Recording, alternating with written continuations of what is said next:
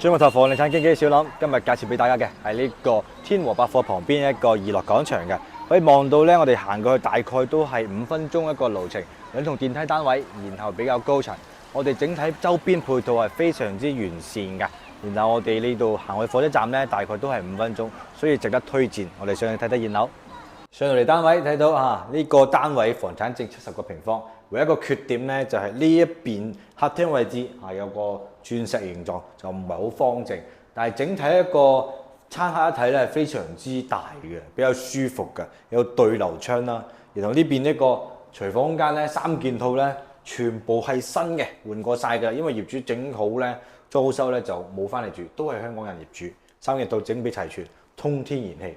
而且整個戶型咧係比較通透啲、舒服啲。電梯高層望翻呢個 view 咧係非常之靚仔，冇遮擋，而且係唔會對馬路咯，整體唔會嘈。而且呢啲台階地板換過晒。睇翻我哋房間咧，呢個單位咧係我目前嚟講比較中意啲嘅。點解？因為佢主人房會大好多。咁主人房大，客房就細㗎，米半床。但係放櫃比較困難基本上啲戶型2個人住，呢間房咧做衣物間衣物間就比較OK 啲。而家做咗乾濕分離嘅整個戶型3件套全部都乾乾淨淨，新淨啲嘅。咁你主人房呢邊而家個業主都係配翻咗一個米半床，但係呢邊有2面採光，非常之靚仔啊！咁呢個舒服啲嘅，整體冇漏水冇滲水，睇得出嚟呢邊全部漂窗。